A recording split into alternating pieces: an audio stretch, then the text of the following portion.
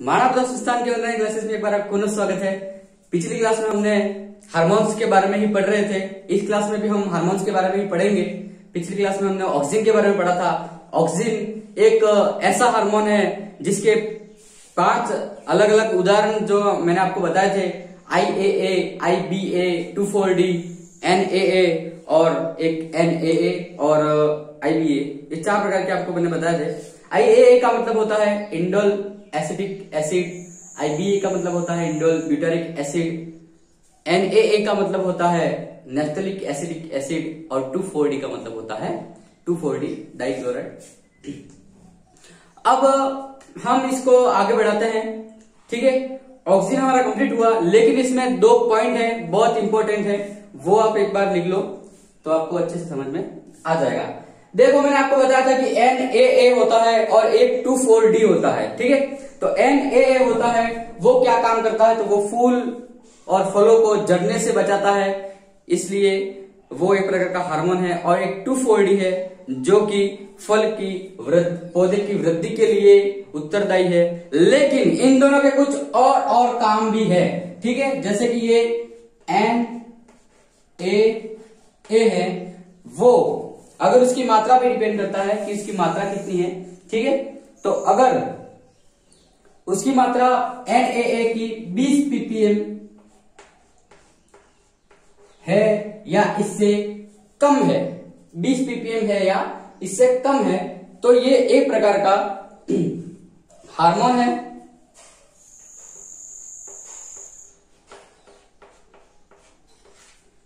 बीस ppm है या इससे कम है तो ये एक प्रकार का हार्मोन है। लेकिन अगर NAA 200 ppm है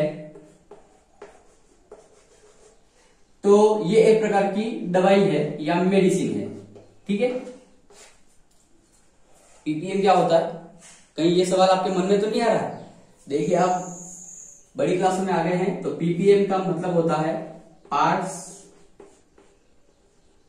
पर मिलियन। इसको हटा देते हैं क्योंकि यहाँ पे लिखना है, पार्ट्स पर मिलियन होता है। तो दवाई ये 20 ppm से अगर कम है तो हार्मोन है, और अगर 200 ppm से कम है तो ये दवाई है। ठीक है, तो अब ये दवाई क्या, ये हार्मोन तो आपको पता है कि फल और फूलों को जड़ने से रोकने के लिए काम आती है, लेकिन ये दवाई क्या काम आती है, तो जो मैंगो मार्फोलेशन जो रोग होता है, मैंगो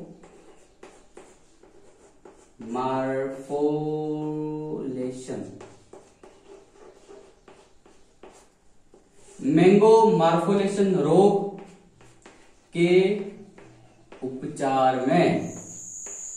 ठीक है, दिखाई दे रहा है आपको? अगर 20 ppm से कम है तो हार्मोन है, अगर 200 ppm से अधिक है तो दवाई है। और ये दवाई कहाँ काम आती है, मैंगो मार्फोलेशन रोग के उपचार में। अब मैंगो मार्फोलेशन क्या होता है, तो मैंने आपको बताया था, याद करो, जब अपन आम के दैहिक विकार पढ़ रहे थे तो उसमें जो फूलों के गुच्छे बन जाते थे, झुमका रोग, याद आ गया होगा आपको, वो झुमका रोग ही है। तो आप यहाँ पे लिख सकते हो झुमका, क्या लिख सकते हो, झुमका।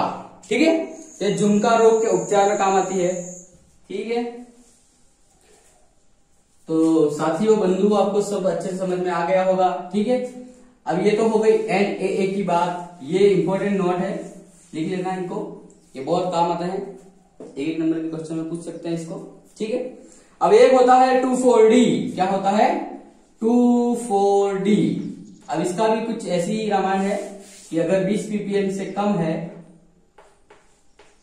20 ppm से कम है तो ये एक प्रकार का हार्मोन है। क्या है, हार्मोन है। लेकिन अगर 200 ppm या इससे अधिक है तो ये एक प्रकार का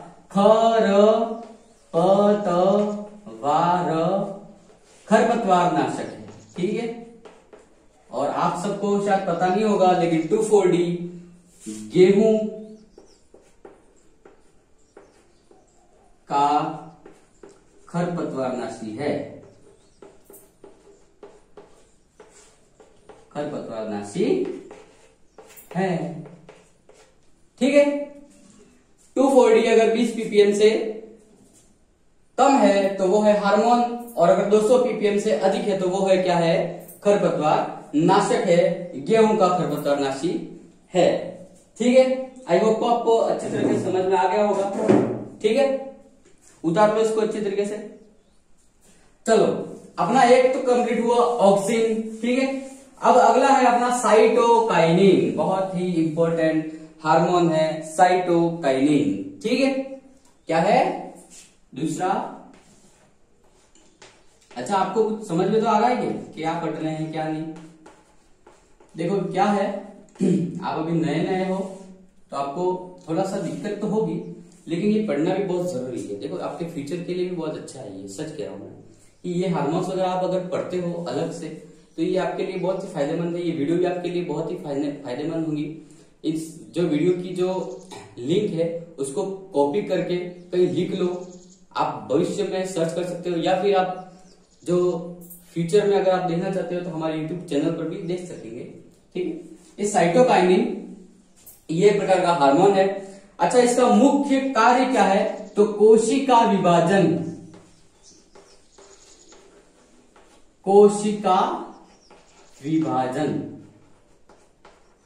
कहां पर कोशिका विभाजन करती है ये, पौधों में। कहां पर, पौधों में कोशिका विभाजन का कार्य कौन करता है, तो साइटोकाइनिन। अब कोशिका, आपको सबको पता ही है कि कोशिका विभाजन से ही पौधे की वृद्धि बढ़ती है, पौधों में फल फूल आते हैं। मतलब हमारे अंदर जितनी भी प्रतिक्रिया है वो किससे होती है, तो कोशिका विभाजन से होती है। तो पौधों के अंदर भी वैसा ही है कि कोशिका विभाजन होगा तभी उसकी वृद्धि होगी, है ना। समझ में आ रहा है आपको। ठीक है, तो यह है कोशिका विभाजन का कार्य करती है।